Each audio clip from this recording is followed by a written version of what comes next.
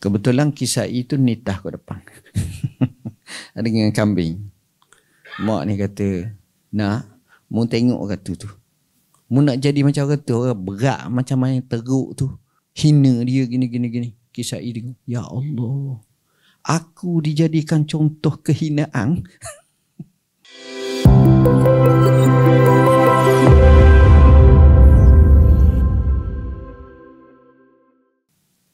Ada seorang ulama, tuan-tuan kenal dia kalau rajin baca lah.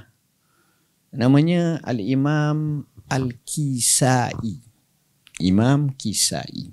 Kisai ni rahimahullah, tuan-tuan tahu kerjanya apa? Kerjanya tukang kuli jaga kambing. Jaga kambing. Ternak kambing. Ra'il ghanam. Itu je lah.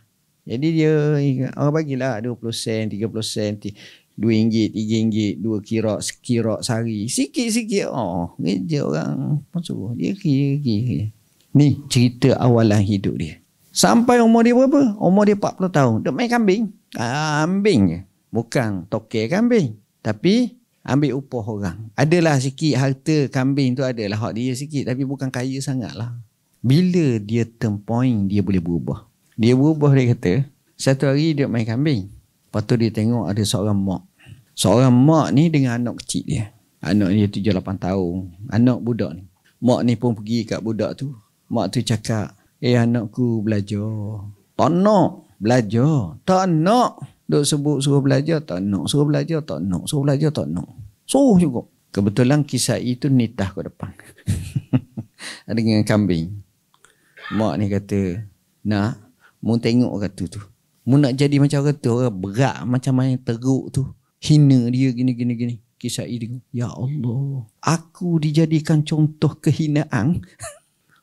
Mu nak jadi jaga kambing macam tu gini. Kisah ini dengar tu. Bukan budak tu berubah, kisah ini berubah. Umur 40 dah.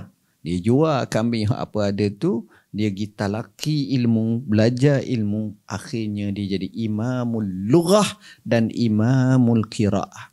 Dia jadi tok guru besar dalam ilmu bahasa Arab. Sebab itu pandangan Kisai juga ada dari segi kaedah bahasa Arab dan juga imam dalam bab qira'ah. Salah satu qira'ah itu Kisai.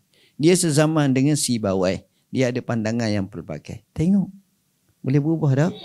Umur berapa berubah? 40 tahun.